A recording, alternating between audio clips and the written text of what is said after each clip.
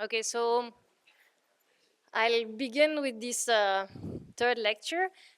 By the way, I have put, for those who are connected to Slack, I have put my first part of the lecture, I mean, say the first course.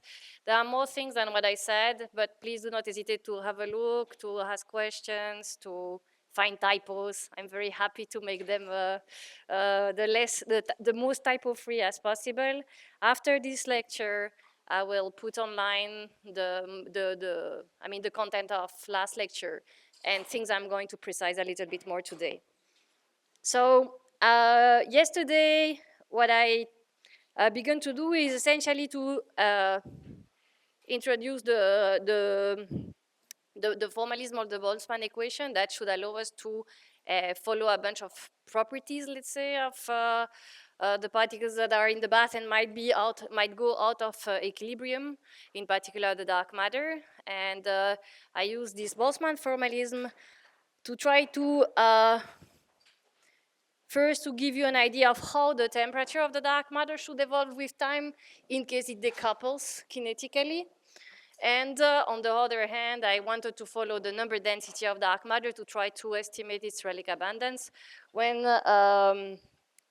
this dark matter could have inelastic scattering in the early universe. I went super fast on the dark matter freeze-out mechanism because everyone except two have seen that in their live courses, whatever. Yet, I would like to precise one or two things in order to be able to follow up. So, I mean, you remember that I started with the Liouville operator that should be equal to collisional operator, okay? I integrated this out over 3 momenta divided by energy, okay?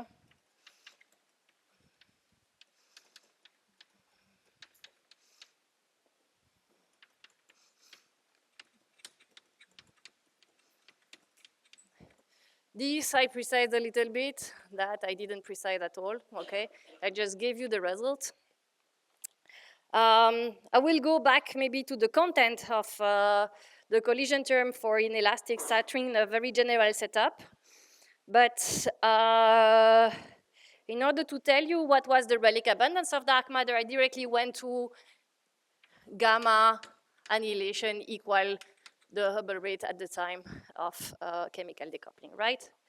So this actually comes from integrating all these equations, which say if the dark matter goes through 2 processes, chi going to, say, standard model particles, for example, I would expect to have this part of the equation that comes from here. And this part of the equation that come from integrating out the collision term that depends on the amplitude of transition of this, which you can essentially expect that what will pops out is the annihilation cross-section of dark matter.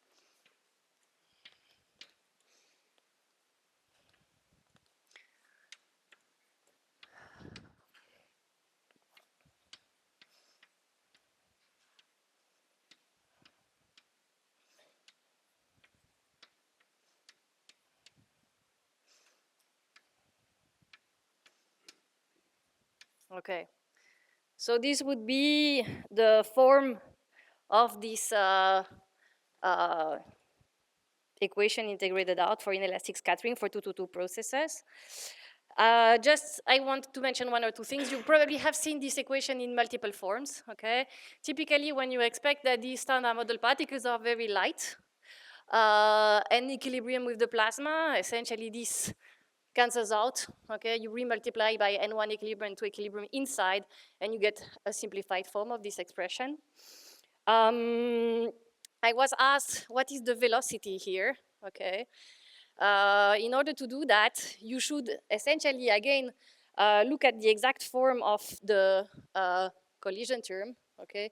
And look at the end of the day of the momenta dependency, form momenta dependency that pops out here. And you will see that this velocity, let me call it Vij, is related to the four momenta here.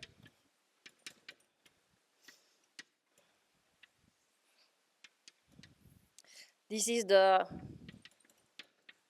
exact definition of this velocity that is referred to as Müller velocity, which is near to the relative velocities of two particles.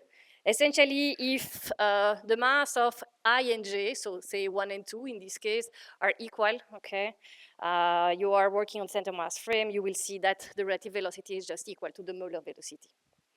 Okay, I just write it on very general ground because as you might remember the first class, I showed you a plot of the relic density as a function of the coupling of a specific scenario. And I would like to go to the situation where I don't have just two particles that comes into the game, but multiple particles that are important to precise the relic abundance of dark matter. Another thing I would like to precise is this is the average of the annihilation cross-section over the distribution function.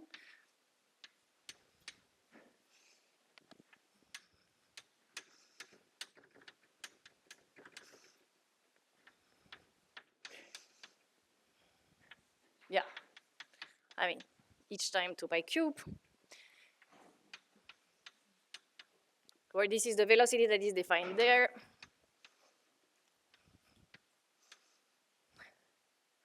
Remember that I have put my number of degrees of freedom into my distribution functions here. So depending on the reference that you will look at, you will find different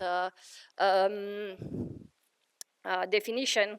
It's the same definition, but it's just with factors of number of degrees of freedom that are hidden somewhere. This is the standard annihilation cross-section that you will find in textbooks or whatever annihilation cross-section of interaction for two particles. It's average over the initial, over the degrees of freedom of the initial particles, okay? So F equilibrium and N equilibrium here, you have the number of degrees of freedom that disappear, okay? They cancel each other. Here I have 1 over the degrees of freedom of the initial particle, but there actually I have a prefactor that has also factors of the degrees of freedom. So at the end of the day, the prefactor here, okay, is the same for go and return processes, okay? This process or that process, okay? It doesn't depend explicitly on the degrees of freedom of the initial particles. This was also a question I was asked. If you compute this, actually you can essentially see that the annihilation cross-section, when you consider a non-relativistic particles here, okay, you can actually realize that your annihilation cross-section, the one that is not average over velocities, is going to have typically, you can expand in velocity, and it's going to be of the form E plus BV squared plus and etc. V4, V6, whatever, okay?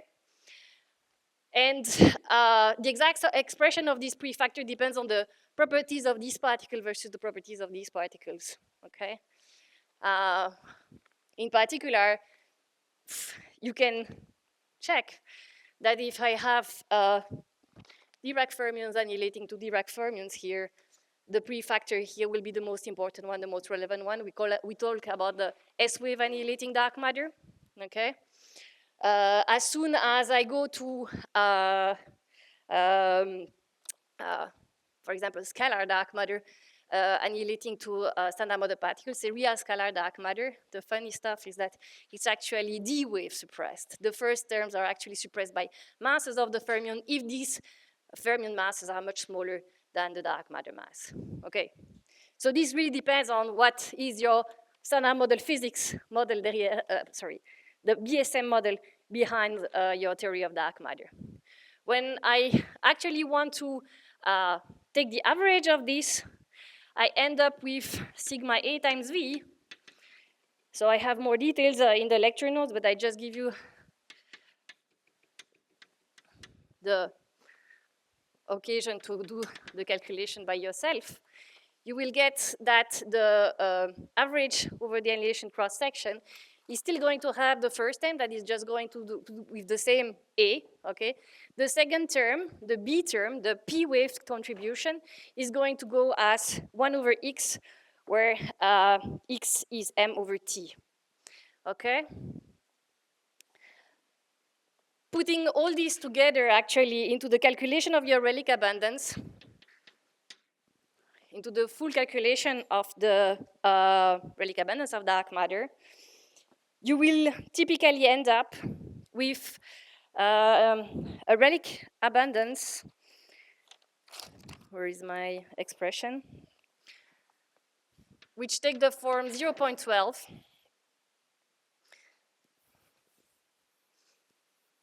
Let me put it there.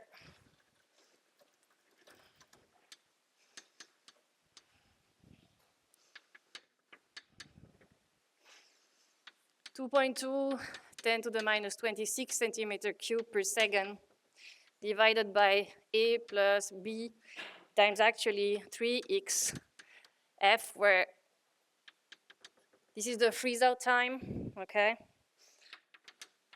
Post correction. You should have a dependency in the number of relativistic degrees of freedom. And actually, you can guess for electroweakly interacting particles that the typical freeze out time, okay, is going, I mean, this rescale freeze out time, M over T at the time of freeze out, is going to be of the order of 20. Okay, so this is the typical expression you are going to see in textbooks. What you see is that, in particular, it is not because I have an annihilation cross-section at the time of freeze-out effectively that is of the order of 310 to the minus 26, that actually today in galaxies I have exactly the same annihilation cross-section. Just because it could be velocity driven, okay? It could be bv squared, and the velocity at the time of freeze out, which is of the order of 10 to the minus 1, 10 to the minus, is not going to be the same as the velocities in galaxies today, which could be 10 to the minus 3, okay? So it is not because, let's say, the Vannier Wim mechanism that assume actually that this annihilation cross-section is driven by the S wave term, that you have this annihilation cross-section 310 to the minus 26 centimeter cube per second, that you are going to see directly in indirect detection searches as probe at the end of the day this annihilation cross-section in galaxies with velocity of 10 to the minus 3, okay? This is one of the reasons why it is not because we have not seen any signal with this annihilation cross-section today in galaxies that dark matter cannot be a WIMP, depending on what you put into a WIMP, okay? If P-wave annihilating dark matter can be considered as a WIMP, then okay, it's not excluded, okay? So these are small things I wanted to mention on the top of this, of what I said yesterday. Now, what I would like to do today is to propose you to consider to have more than one dark sector particle. So this is what the example I was showing the first day. I have considered 2 particles in the dark sector, and I will assume that in the dark sector I have a friend of dark matter, okay, that would be, I mean, sharing some symmetry. I thought about the Z2 symmetry last time, okay, that these particles could be in equilibrium with the bath. This is not necessary, but I mean, this is what I'm going to, this is my framework. And that is also more massive than the dark matter, okay? So it can, in particular, decay to the dark matter at the end of the day. In the latter framework, you can expect that you should not just follow potentially the evolution of the number density of the dark matter, but you should look at the evolution of all the dark sector particles that could potentially at the end of the day decay into the dark matter and give rise to all the dark matter that we see in our universe, okay?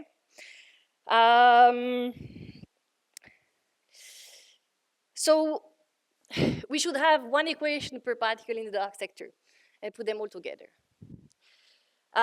If the particles are very massive and decay quite directly after being chemically decoupled into the dark matter, at the end of the day, it's very easy to show that at the end of the day, you can just look at the dark matter itself and look at the other one just as a mediator of interaction that, yeah, is into the game just as a quantity. Now, point is that when these dark sector particles are not necessarily very separate in mass, they could be near in mass, okay? Then you should be careful, because what can happen is that you can have co-annihilation processes, meaning Chi1, Chi2 going to standard model, where Chi2 would be in general some other dark sector particle, okay, that could play a relevant game into decreasing the amount of dark matter that is around, okay? And you can also have directly Chi2 going to standard model that is going to deplete the amount of dark sector particles that at the end of the day can give rise to the dark matter, okay? So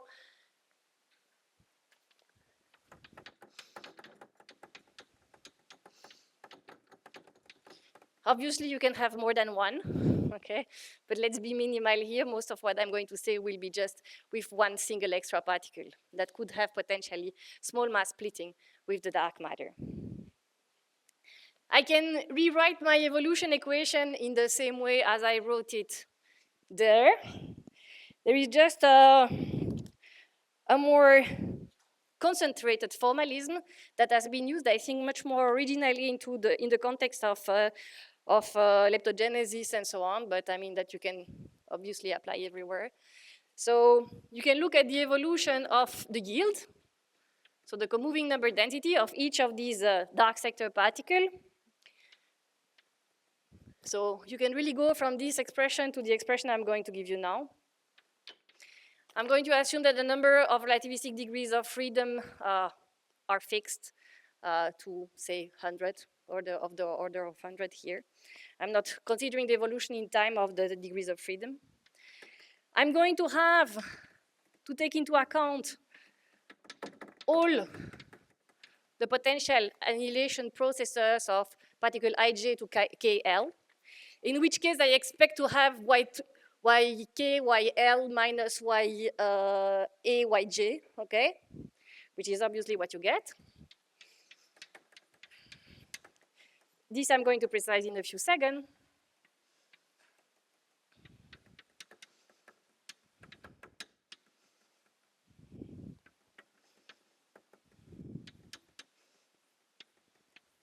I have a minus sign in front. Huh?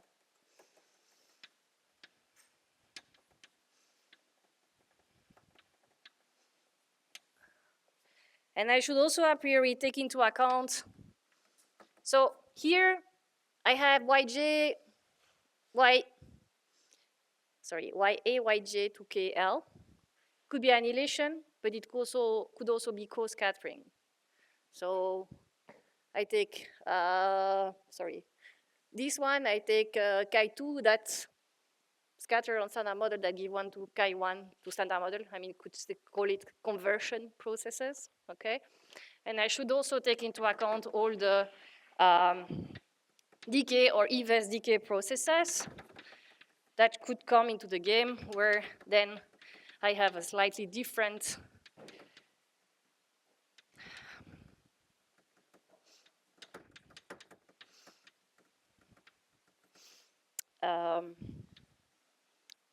factor here into the evolution equation. These gammas, obviously, they are going to be directly connected to, for example, the annihilation cross-section in the case of, I'm looking at the annihilation, yes? I'm coming, I'm done, I'm gonna do that now. So,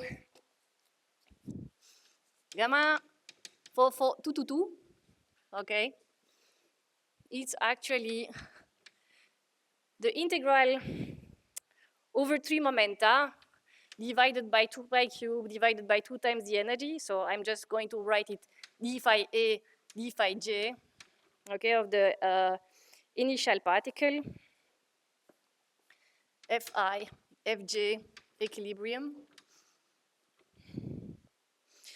integral over Also, the momenta of the final particle, 2 pi 4 times the delta 4 for conservation of energy momenta.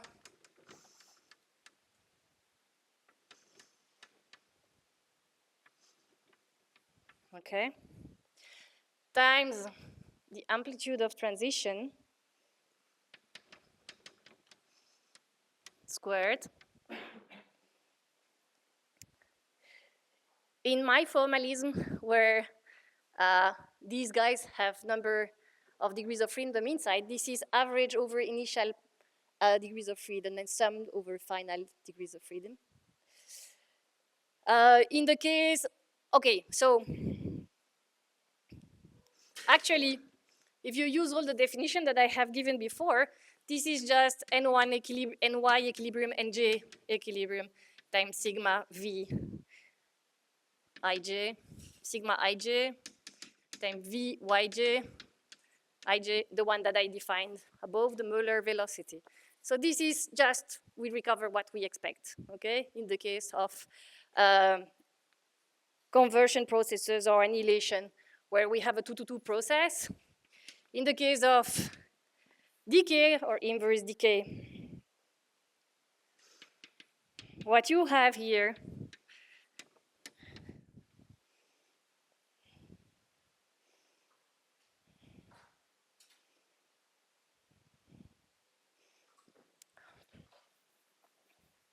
I would like to copy and paste, but I cannot.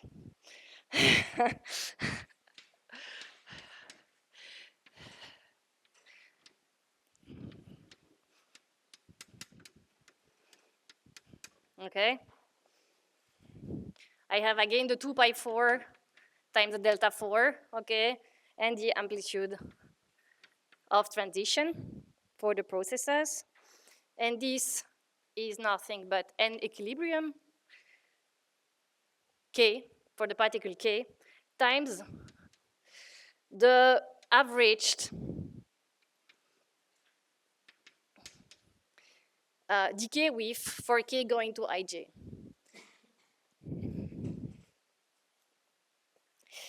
Before telling you anything more, let me emphasize that in order to be allowed to write this, I have actually assumed that I could use Maxwell-Boltzmann statistic for the initial, yes? They are whatever people I want to put into the game. So, for example, if I'm considering these processes, YJ are 1, 2, KL are, I don't know, FF bar, W plus, W minus, whatever you like, okay?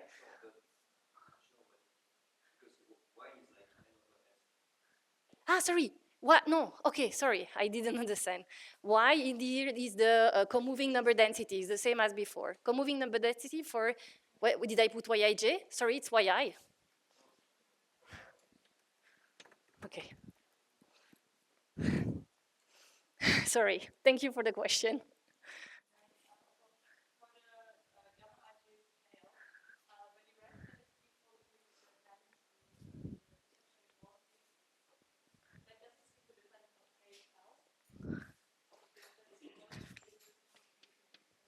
This is what? Yeah, yeah. Yeah, yeah, sorry. Yes. Tell me.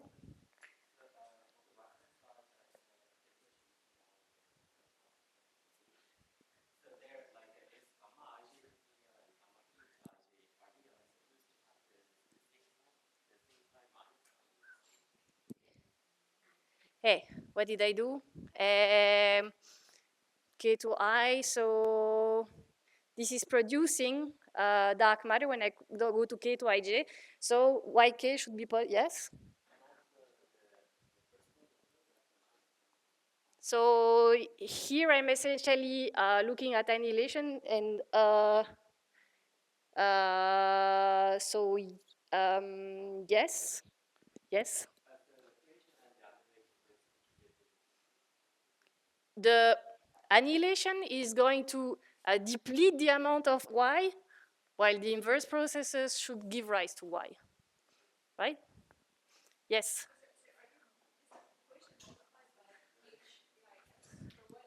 Yes, there is a factor, Hubble rate times x m over t times s, the entropy density. Where are you there? Sorry. Yes. So please go from this to that. I propose you do the exercise, okay? You just have to do a change of variables at the end of the day. Yes? It's, sorry, y equal ne, ye equal ne over s, the entropy density. Yes, yes, yes. The sum, I mean, I'm essentially looking at all the J things that can enter into the game, all the K things that can go out, and K and L things that can go out, yes? Just try to be super general, but I can be more, I mean, specific in a specific scenario, obviously, but it was just to provide you a generic expression, yes?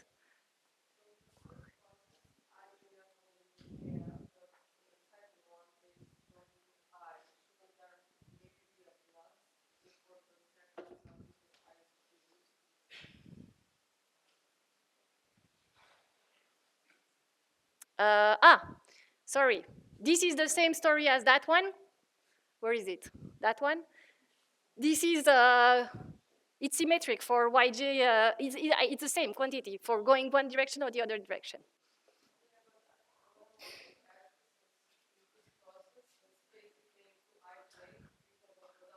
Yes. Are you happy if I put you that this is the same as that? It's the same. It's the same quantity. Oh, I'm assuming CP invariance, okay? So these are a bunch of assumptions I didn't say. I'm assuming CP invariance, yeah. So meaning that I expect that the amplitude summed over initial and final state, not average, is the same in one direction and the other one. Sorry, yes. Okay, so this, I put you this equation. I encourage you to try to rederive it by yourself, but it's just because I would like to use it several times, and so I just don't want to go to all the details each time. Here, this thermal average decay width, the reason why I choose to write k to ij is because usually I'm going to consider the case where k is higher in mass than I and j, okay? So that at least I can rewrite this as the rest frame decay width, k to ij, okay?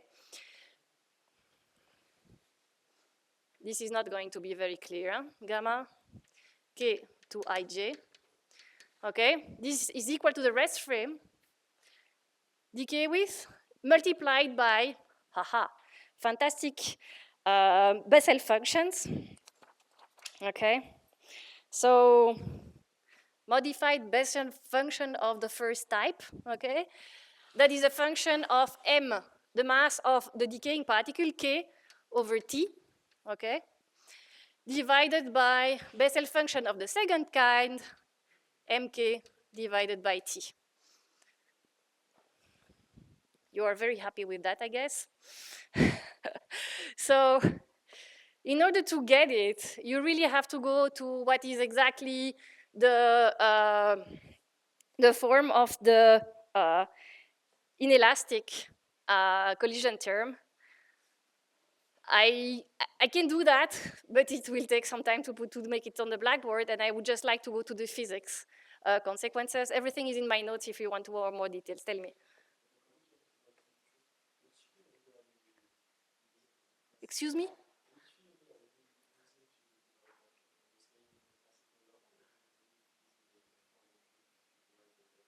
You have to go to QFT to derive the rate. Yes, yes, yes, yes. So there I try to just be, to tell you, you should compute this, okay? But if you can compute it, it should look like that, okay? Yes, yes. So here I'm just like very general. This is essentially to tell you that a priori, if you have, you should take all these processes, decay, inverse decay, conversion, annihilation, co-annihilation, mediator annihilation. You should take everything into account a priori. It's not always going to play an important role, okay? But if we have at least two particles, say the dark matter and a friend in the dark sector that are near in mass, it can completely change the game.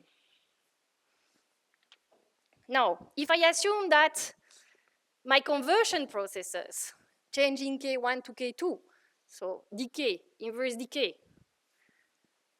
of the type K1, sorry, K2, going to K1, standard model, okay? This decay or inverse decay, conversion processes, K2 on standard model, going to K1, standard model, are going fast enough, I expect to have chemical equilibrium between K1 and K2, okay? Which highly simplify the game. Essentially, you can forget conversion processes for your equation. They are just making such that chemical equilibrium is kept, okay? And you just get a final expression for the amount of dark matter you have, okay? That is going to depend not on the annihilation cross-section of dark matter with dark matter, but an effective annihilation cross-section that takes into account all the particles that you had in the bath that could have a small mass splitting with the dark matter.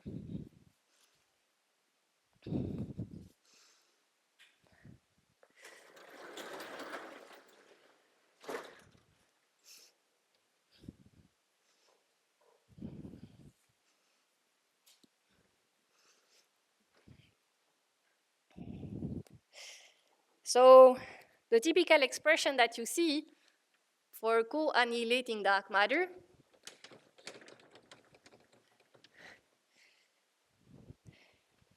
where here you have actually assumed that you have chemical equilibrium between the dark sector particle, Chi A, Chi J. These processes are fast. These processes can be, as I said, decays, inverse decay, co-scatterings.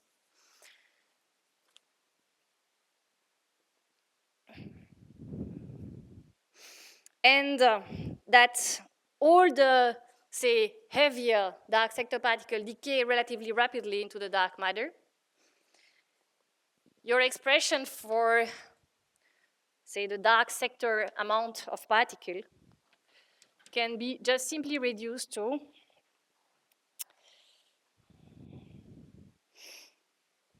which at the end of the day end up to the dark matter if everybody decay into the dark matter. So this is the expression for the dark matter number density. Depends, as I said, on an effective number density n equilibrium square minus n square.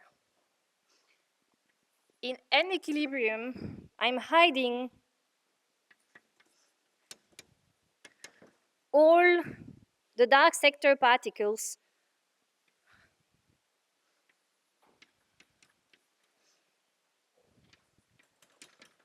contribution to the number density.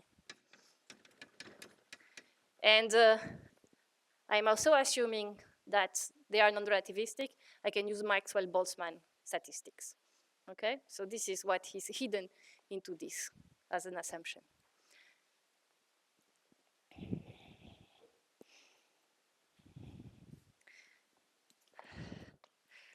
This effective annihilation cross-section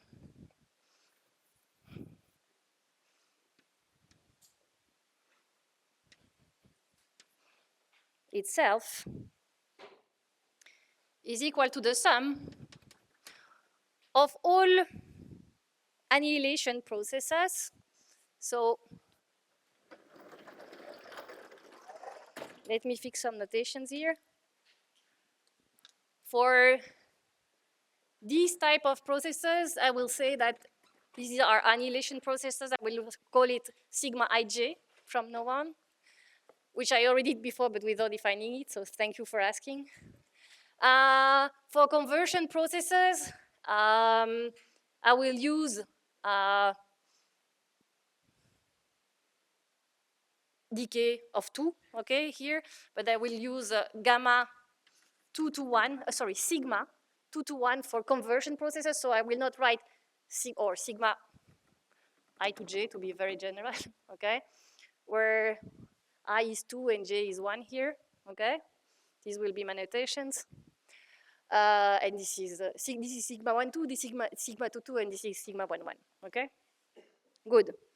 So the effective cross-section here, assuming that I have chemical equilibrium between all the dark sector species, only depend on the annihilation and co-annihilation cross-section, sigma ij, times these molar velocities between two different particles, ny equilibrium and j equilibrium divided by n equilibrium.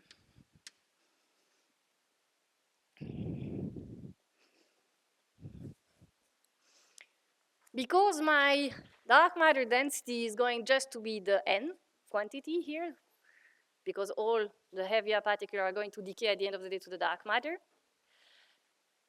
my relic abundance of the dark matter just goes as the inverse of this. If for some reason my dark matter annihilation cross-section is very suppressed, okay, and say even my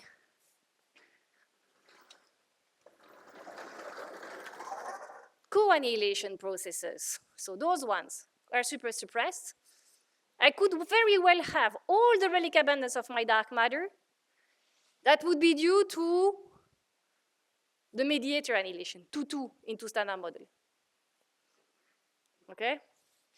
In order for that to be possible, I need this factor that depends on the energies, okay? Non-relativistic particles at the end of the this is essentially masses, okay? You have 2, so you have a difference of mass, so I need the difference of mass not to be too small, okay? If not, obviously, the contribution of the higher mass particle is going to be super suppressed, okay?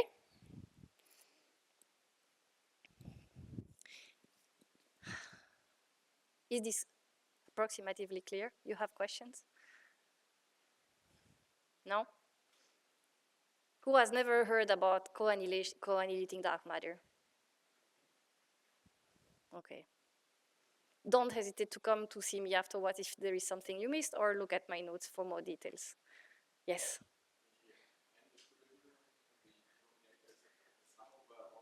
Yeah, it's written, I think I put it, yeah, here.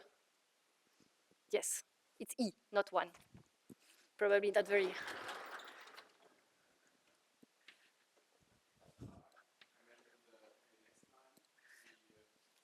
Yeah.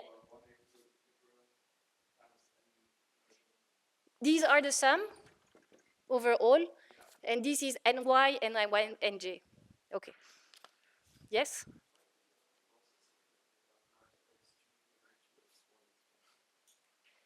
x2 going to x1, x1, because I'm assuming that there is some symmetry that prevents my dark sector to decay directly to the standard model, okay?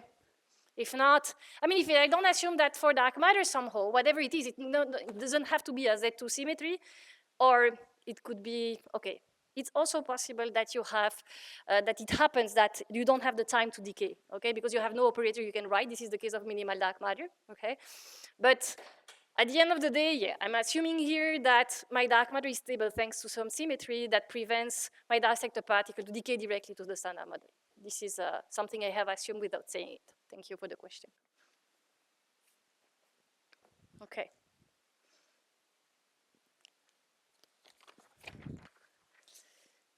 This being said,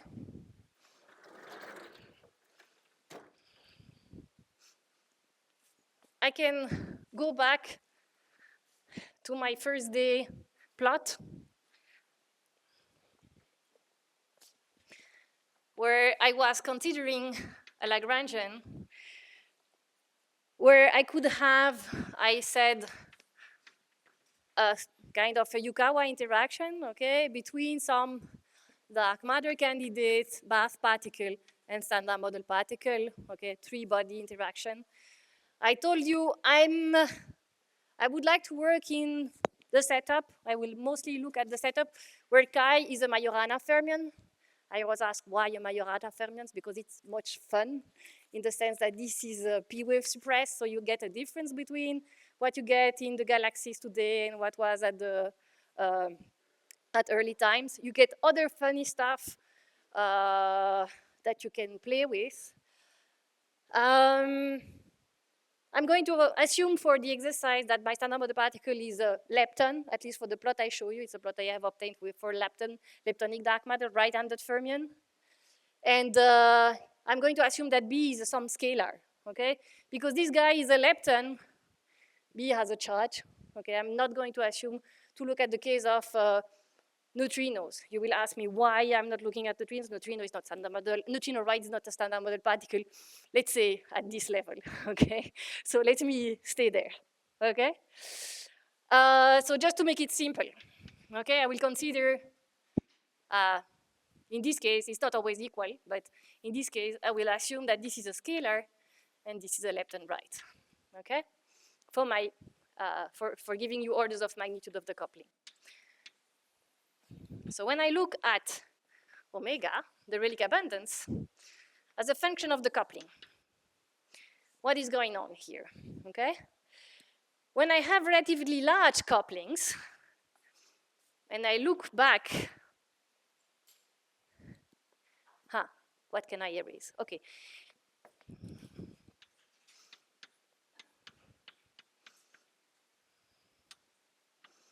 Say these processes,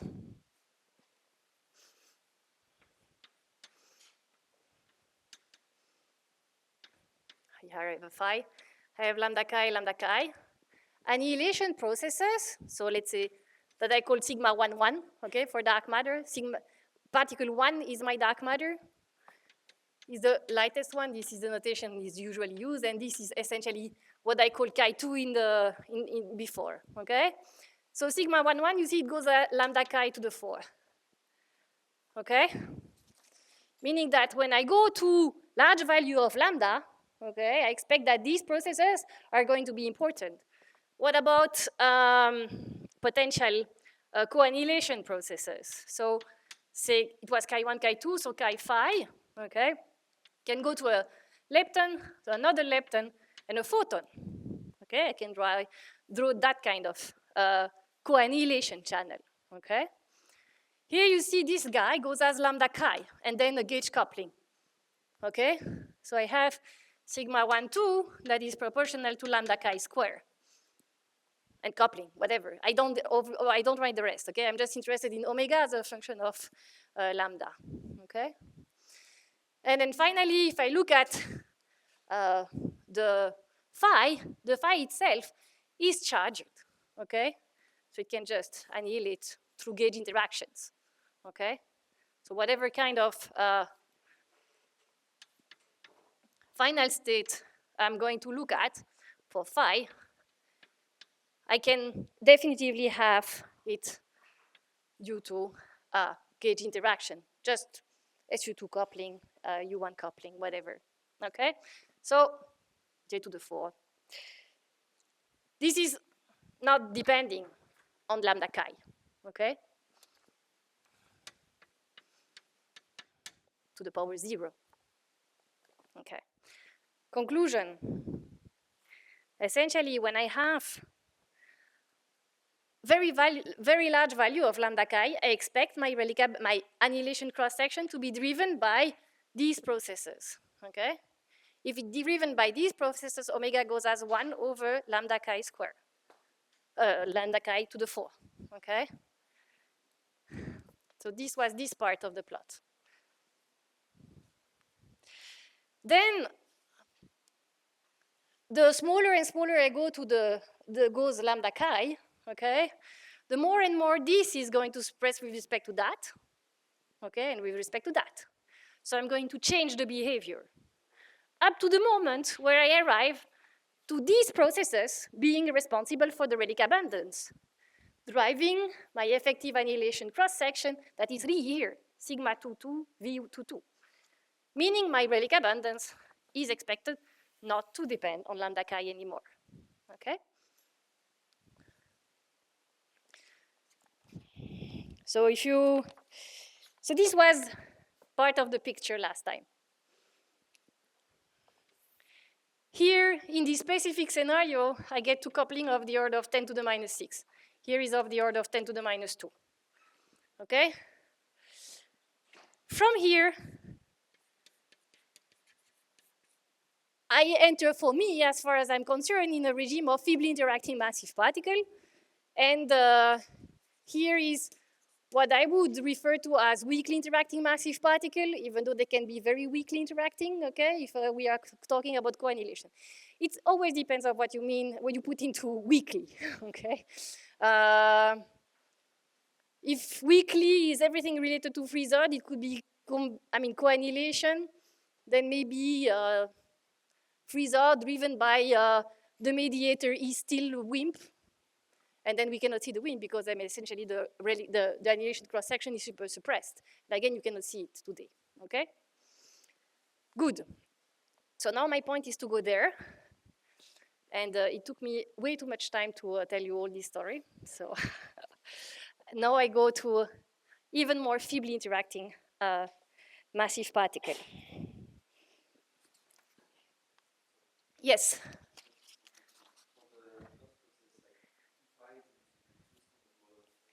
Yeah.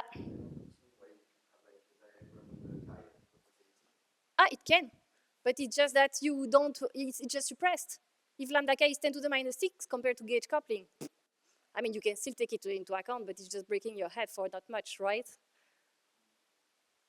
I'm just looking at the processes that are the most important. I'm just referring to that. You're okay? It doesn't scale as lambda chi to the power of, which process do you want to do? The left, sorry, my left and my right are not good. This one? To the standard model particle, so you'd have just the through gauge direct interaction. I mean, point direct interaction. It's a scalar. Okay, you have double derivative, so you mean you can also do it, but it will be no. I mean, so I have, for example, that one. Okay, just simply d mu phi give me this kind of interaction. You agree?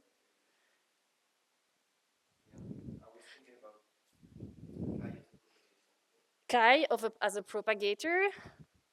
So you want to do phi, and then what? Yes? Yeah. But this is lambda chi suppressed, or not? Because lambda chi is supposed to be very small. It's 10 to the minus 6 there, or 10 to the minus 3. Okay? Yes. So it's suppressed compared to this that goes as gauge coupling. Is that clear? Yeah, I'm just looking at, this is why I'm saying that it's, I mean, yes, obviously it's there.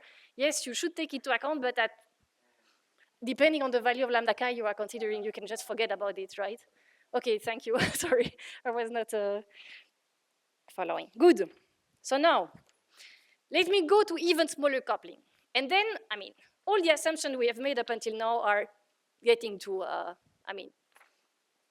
not being true anymore. I mean, if I go to lower and lower coupling, how can I ensure that my dark matter is in kinetic and chemical equilibrium with the plasma? I mean, this is obviously not anymore sure, okay? So I'm going to go through different possibilities here, okay? I will discuss what I will discuss here is the processes that give rise to all the dark matter through the decay of the heavy particle, okay? In general, so I mean, in this case, it's pretty valid. This is what is going to drive my relic abundance in the case of freezing and super WIMP. In the case of colored particle here, quarks, okay, you might be willing to take into account actually conversion processes of the type of co-scattering processes that can play an important role. I mean, co-scattering, I mean, like chi2 on standard model, giving rise to chi1 to standard model. This is what I mean by that, in order to produce dark matter through the freeze-in. But here, to simplify the discussion, I will just focus on the decays, okay?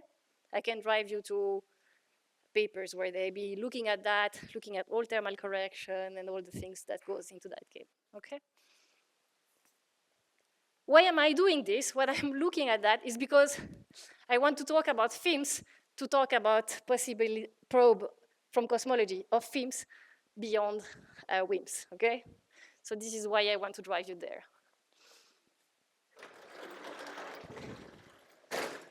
More questions? Ah, I forgot to say, phi goes to minus phi, chi goes to minus chi through a Z2 symmetry. Standard model goes to standard model. This is why I don't have the decay.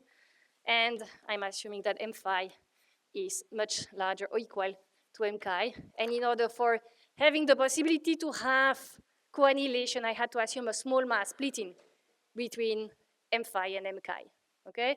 In order to have the possibility to have freeze-in, I don't need the small mass splitting, okay? In order to have super WIMP, I don't need the small mass splitting, okay? But it's just to draw, to make a plot with everything together that I do that. Good. Themes.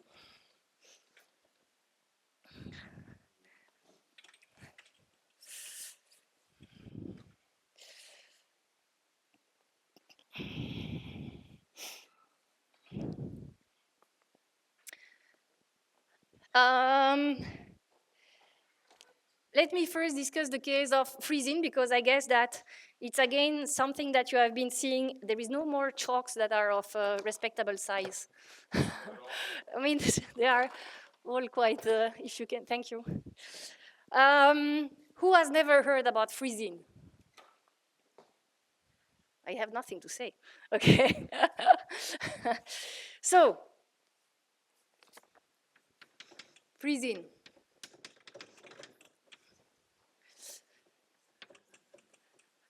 Rule of thumb. So, in this case, I'm interested into these kind of processes that are going to give rise to all the dark matter. I'm going to assume that there is no dark matter initially in my bath, okay? And because the couplings here are much, much, much, much smaller, actually, than 10 to the minus 6.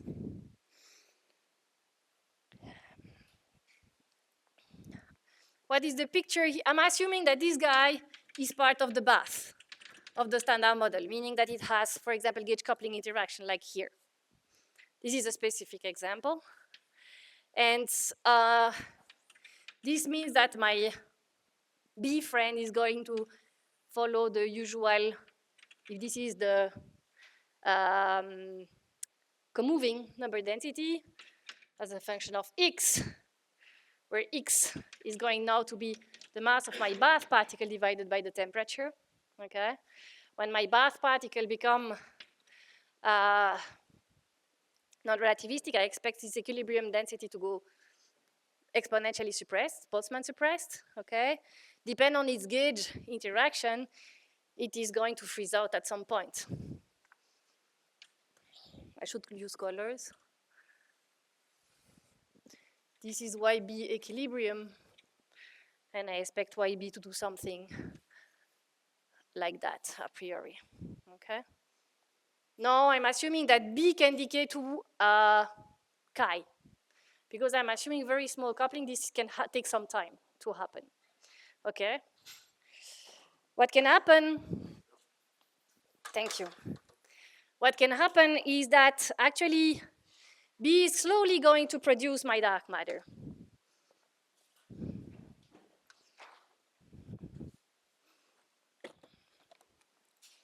I don't know if you will see the difference of colors. I mean, so slowly going to produce my dark matter a long time, okay, through the decay. But when the, say, the abundance of B is going to be exponentially suppressed, it gets to there, essentially the production of my dark matter halts. This is a log-log plot, okay? So this is freeze-in. So everybody has heard about that. Not everybody, but some of you didn't, sorry. Sorry for those. It's not any negative point. You give me the opportunity just to mention it. So the relative abundance of chi, we essentially expect it to go as the rate of production of the dark matter times the time that has passed. Okay? Rate of production of dark matter. Haha. This is where this fantastic equation comes into the. Where is my equation? I erased my equation now. Okay. I go back to this equation. I have made a bunch of assumptions here. Okay, I have assumed that the dark matter was in the bath and blah, blah, blah. But I tell you, this is not the case. And I also tell you that I have no dark matter initially. And actually, it's always pretty suppressed abundance compared to the bath particle, okay? So this is the moment where I can erase beam. Forget about this. Main process here, in my case, is going to be that. This is going to be the production, the equation for the production of dark matter. What appears is this gamma, that gamma, okay? So this is the rate of production of my dark matter in the bath, okay? I have these factors of modified Bessel function. Actually, in the case where my bath particle, MB, is non-relativistic, this has a simple expression in terms of MB over T. It reduces to just MB over T. Okay, so actually, my rate of production, where is it? Here. Is just gamma B to chi, okay? Time, 1 over h at that time, okay? H is, I'm going to assume again, it's radiation dominated. You can do something else if you want, huh? We can discuss that too, but let me assume that it's radiation domination. So 1 over h goes as m Planck over t square, okay?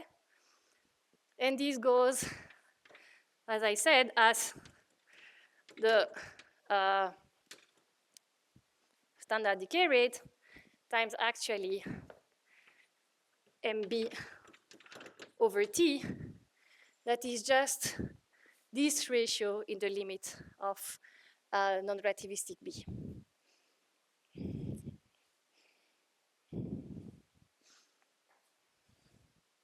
So from here, you get gamma mb m Planck over t squared. I want to write it in terms of x, mb over t, okay?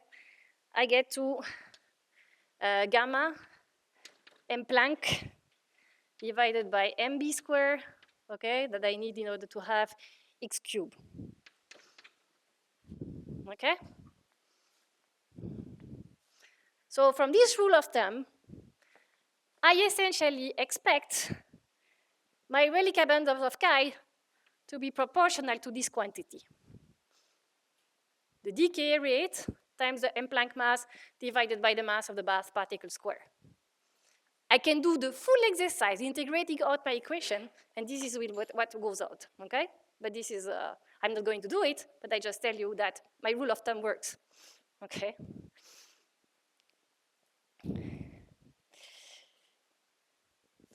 I will call this ratio the ratio of decay rate, in the sense, ratio decay rate, I'm not going to call it, rescale decay rate. So the decay rate at the end of the day, that is rescaled by mb square over m Planck. If you think of it, it's just the Hubble rate at the time where my bath particle become non-relativistic, okay? Which is actually the time at which I expect my dark matter to be produced, okay? So I expect actually that at the time of freezing production happen approximatively for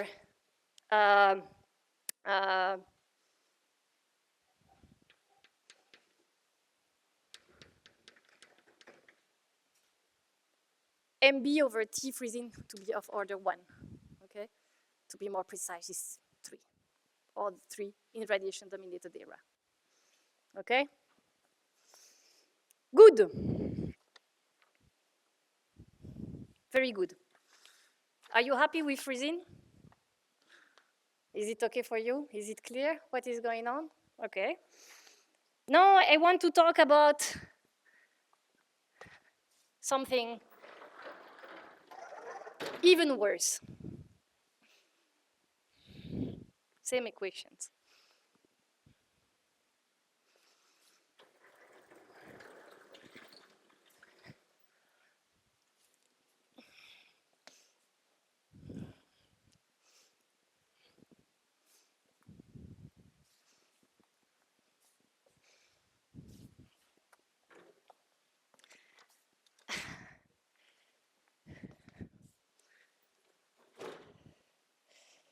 Let's assume that the coupling of the bath particle to the dark matter, this lambda carry, is really, really, really small. So actually, let's assume that the production through freezing is actually very suppressed, okay? Now, I have a bath particle that is charged, okay, that is part of this dark sector, and that could be very, very, very long-lived. We don't want that, okay? We definitively don't want charged particles around, okay, that we have not seen in any experiment. So whatever happens, as soon as I have that, this particle should decay before something, okay? And the minimal moment where it should decay is before BBN. We don't want charged particle around to decay into standard model bath particle plus dark matter or whatever. We don't want that. BBN prevents you to do that, okay? Good. So my setup is back to number densities. I have used red color for bath particle. So let's assume that I have my, this is red. Okay. This is YB.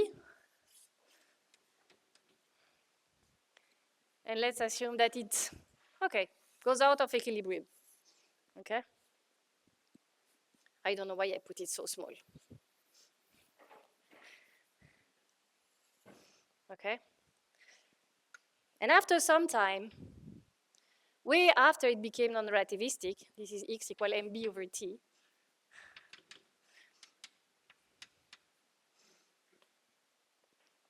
Actually, after time that is of the order of the decay width of the bath particle, I expect it to decay. And assuming that, say, this is the process through which my bath particle can decay, okay? I essentially expect these drops, and I produce my dark matter density here, most of the dark matter density. Obviously, the idea is that, it has been producing dark matter through freezing, it was very small, and poof, I produce most of my dark matter density, say, afterwards, okay? This is the pictures.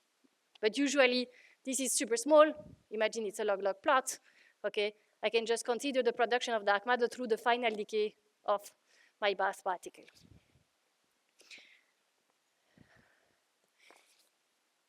I erased, obviously. No, it still didn't erase. So these are still the expression of the evolution equation that drive the production of dark matter.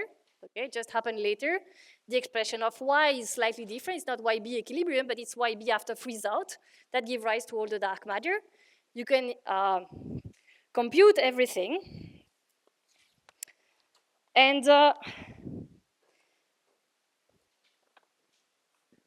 just simply get to the result where, assuming that this is my only decay channel that I have into the game for the bath particle, at the end of the day, my relic density of dark matter is just simply going to be the bath particle relic density rescaled by its mass. This goes as mb, this goes as mk. Okay? You can compute the whole equations, Boltzmann equation, you will get to this result, okay? So the time at which this is happening is, as I said, just simply when h equal gamma b to chi. Okay? T squared over m Planck. If I want to be very precise, I should put the number of degrees of freedom in all the prefactors. Okay? In the notes, they are there.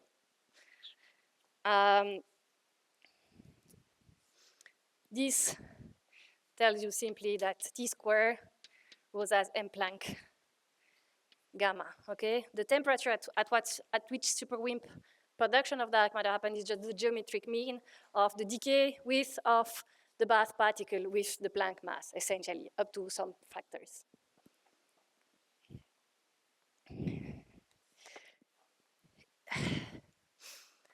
Notice, yes?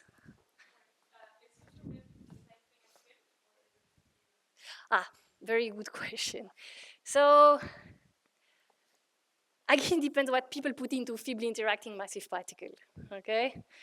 For me, feebly is everything where I cannot consider chemical and kinetic equilibrium for the product while my dark matter is produced, okay? So here is definitively the case. My dark matter is neither in chemical equilibrium nor in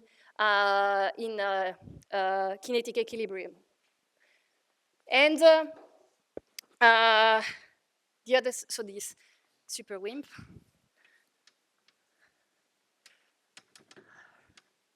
And this was freezing. The main difference between superWIMP and freezing is that superWIMP is expected to essentially happen. I mean, the decay of the bath particle expect to happen depending on the value of the lambda after the moment where the bath particle becomes non-relativistic, okay? But in practice, both contribute, superWIMP and freezing. And you can have situations where they are of the same order, which makes cool stuff at the level of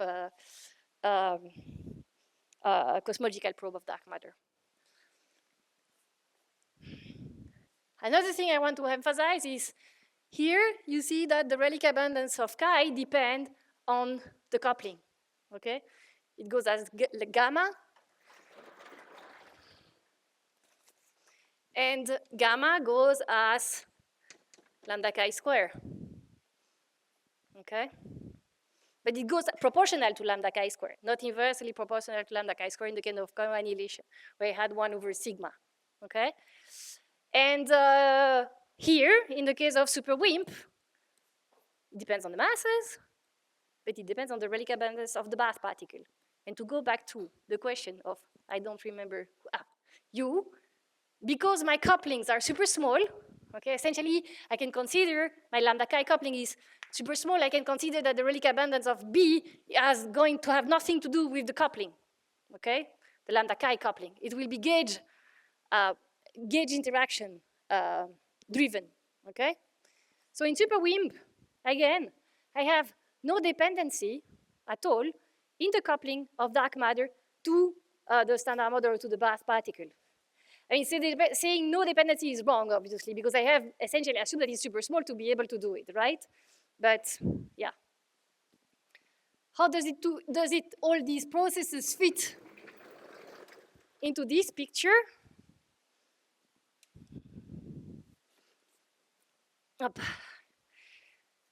I'm going to erase my diagrams.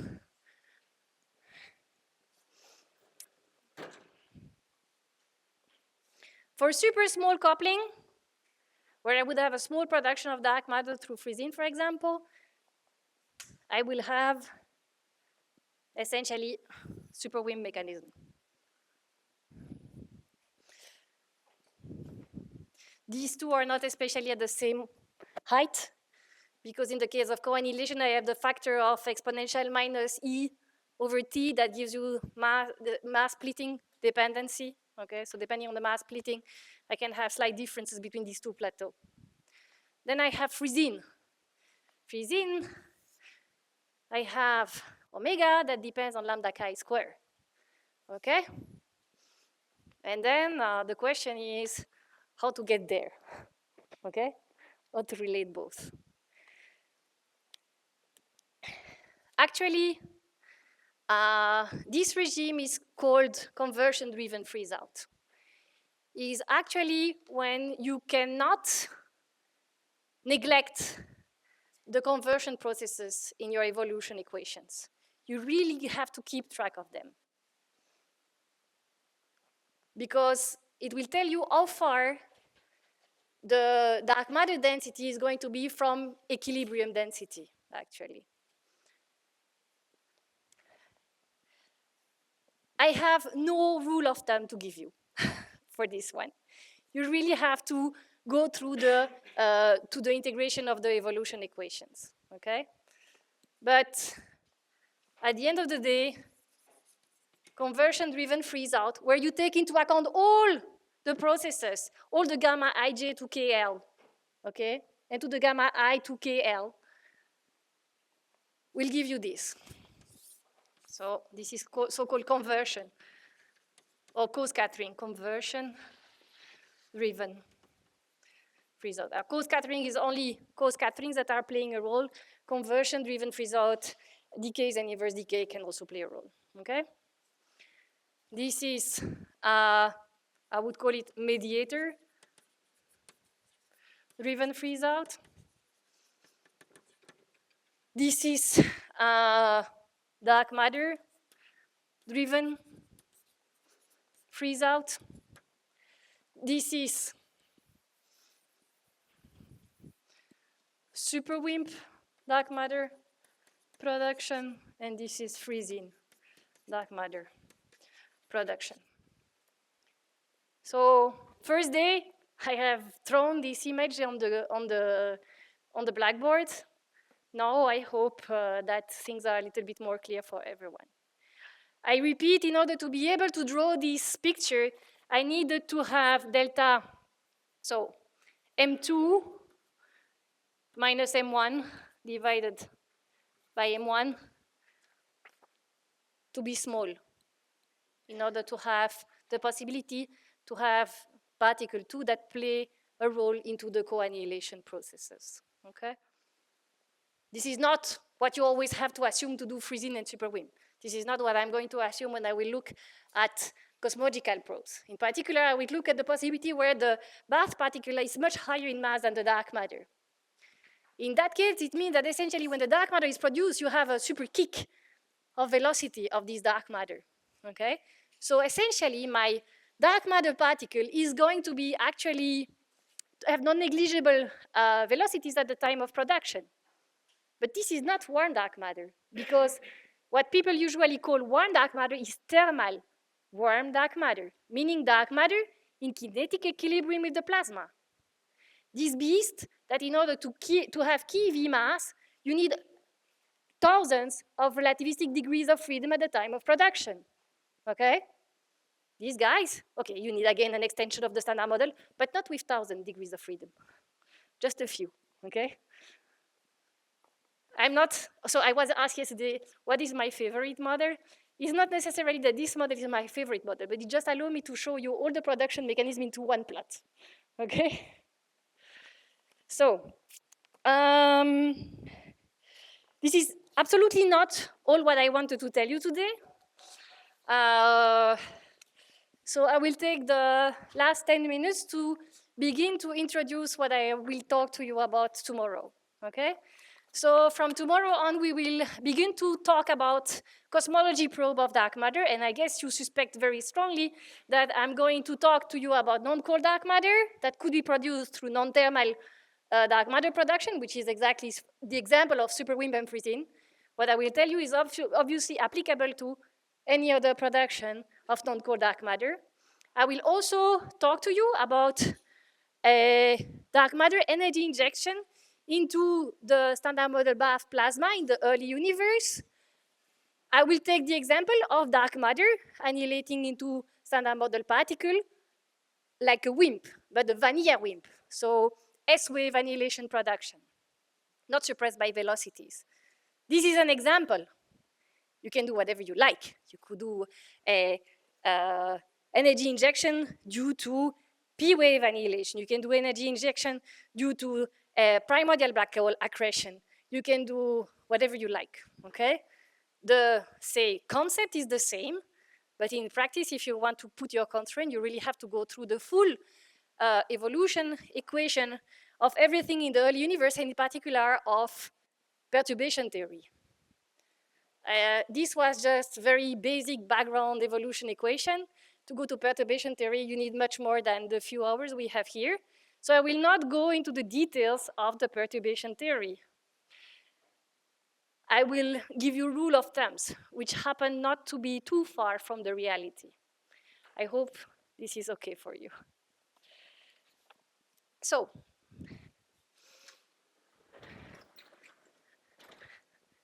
ten minutes, 5 minutes. Yeah, I mean, just to, yeah, but I guess you are all super tired, and I don't want to, I think it's not worth to add, but I mean, if you want me to continue for other 30 minutes, I'm very happy to do so. No reaction. Okay. So, what I want to talk to you about tomorrow, it will be a quick introduction to some period of the histories of the universe and their probe. So I will talk about recombination. So essentially, when, let's say, the cosmic microwave background is released, okay? So this is happening around redshift 1100, okay? Cosmic microwave background is a fantastic probe of our universe content. It has been studied in much details. The main tool that we have been using in order to know what is our universe made of is not the black body spectrum as itself, okay, but it's an anisotropy spectrum. It's much more rich into imprint of the different components of the universe, okay? So is this wiggle I drew last time, okay?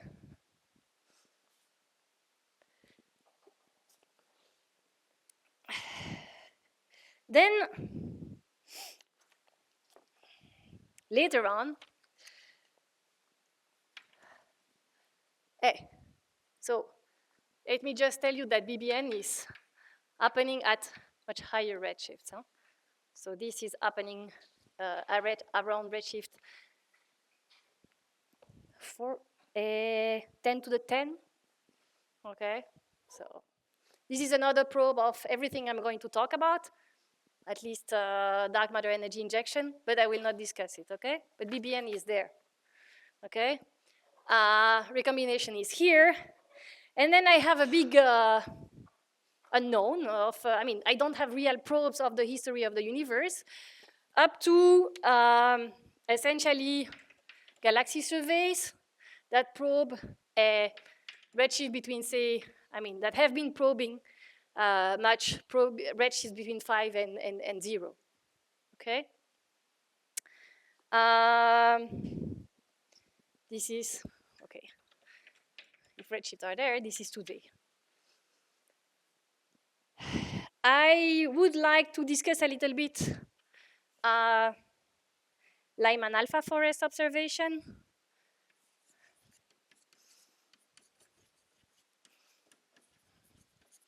That actually will allow me also to probe a little bit the history of reionization of our universe.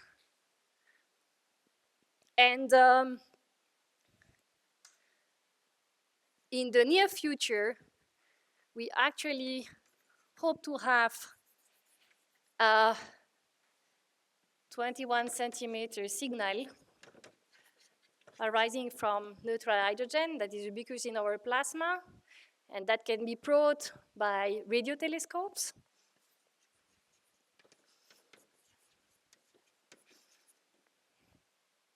Again, as with the cosmic microwave background, you have the global average signal over the sky, and you have the perturbations, okay, and the variance of the perturbation.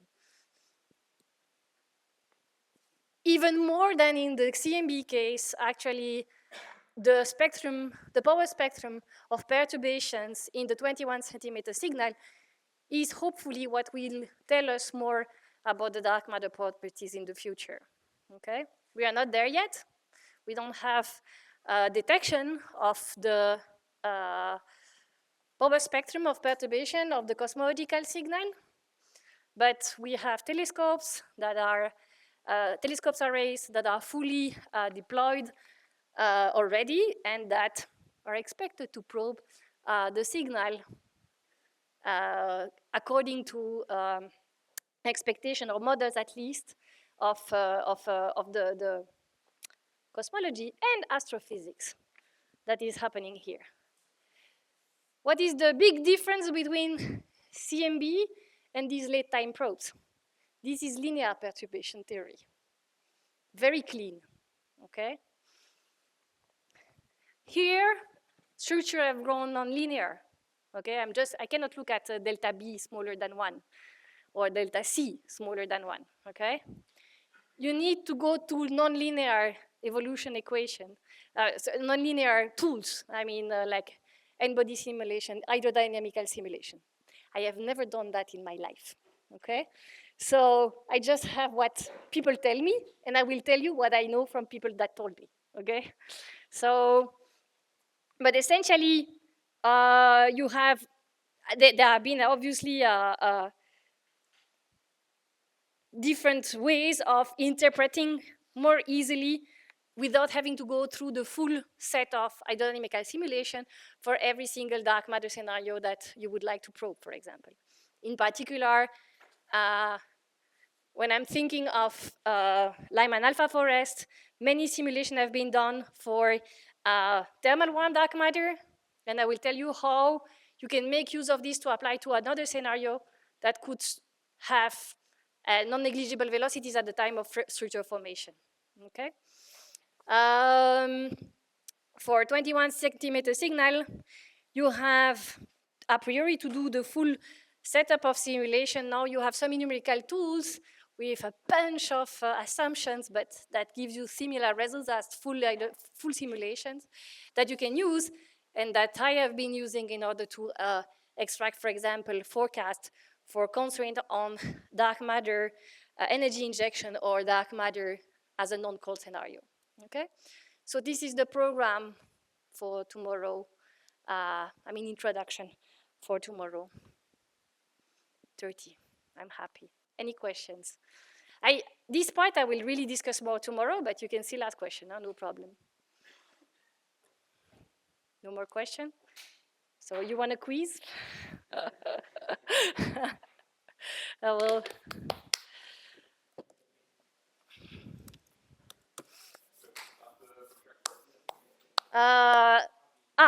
I need, because I need to show them the QR code.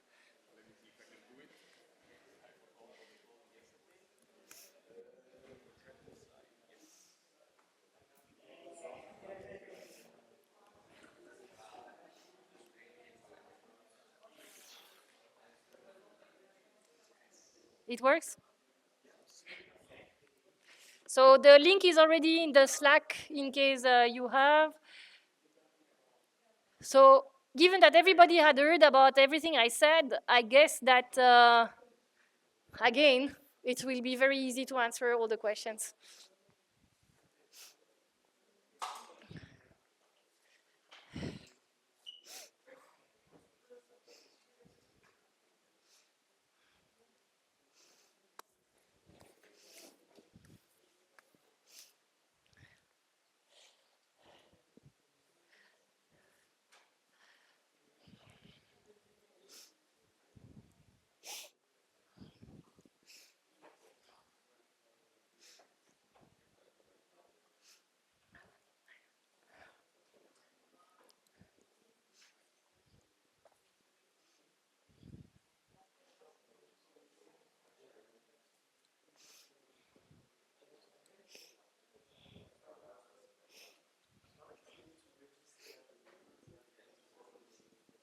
Sorry.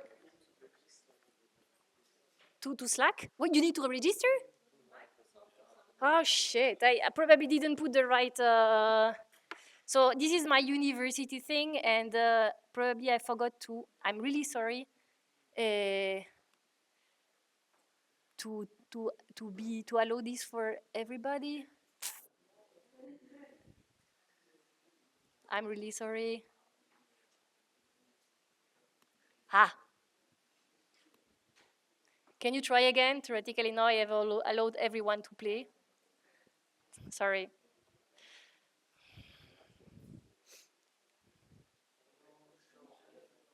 Huh. No.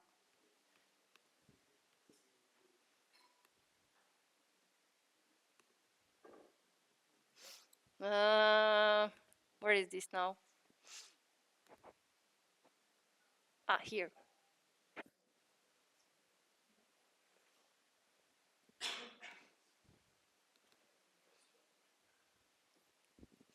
Can you get it? I don't know where is the other page I was showing before where I had the QR code larger.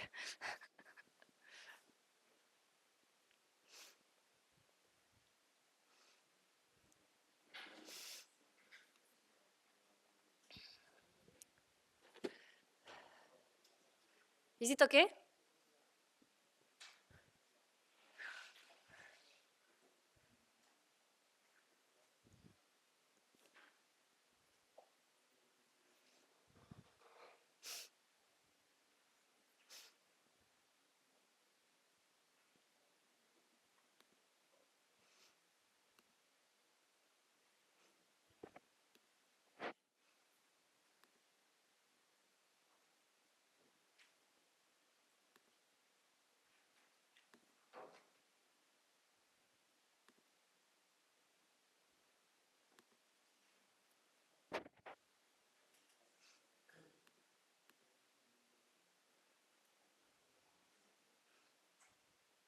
Okay.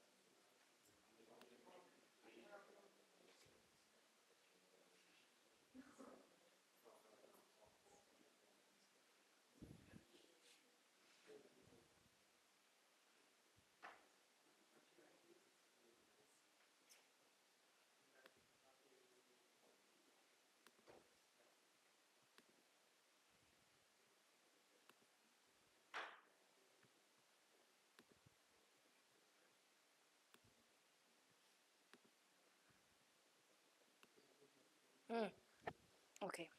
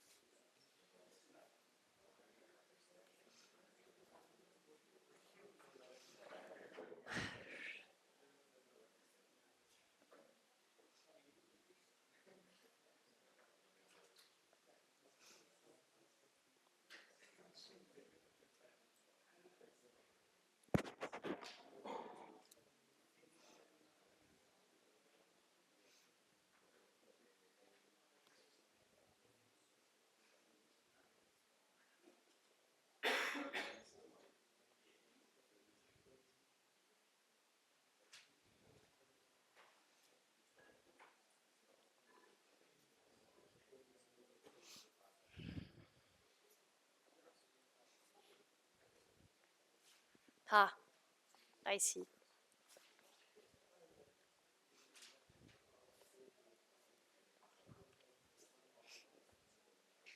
Okay. So I already have half of the answers. I will go through the results. So the first question was just to annoy you, okay? So I mean, temperature should be lower than the mass. I mean, to you go to non-relativistic. So the 25 was just not on the right side, okay? Second question was, okay, yes, the temperature of the universe should be of the order of the mass of the bath particle because it's the moment where abundance of B drops. Now, for superwind production, the temperature should be it depends how you took tilde. If you took tilde as proportional, then it's true. It's proportional to the decay width. If you took it as order of, it's not order of the decay width, but it's the geometric mean of the Planck mass and the decay width. So, yeah, this can be, for me it was order of, which is not order of, but if you took it as proportional, it makes sense. I'm not giving points, okay, so it just gives me the occasion to discuss. I mean, to summarize the point that might come back into the discussion.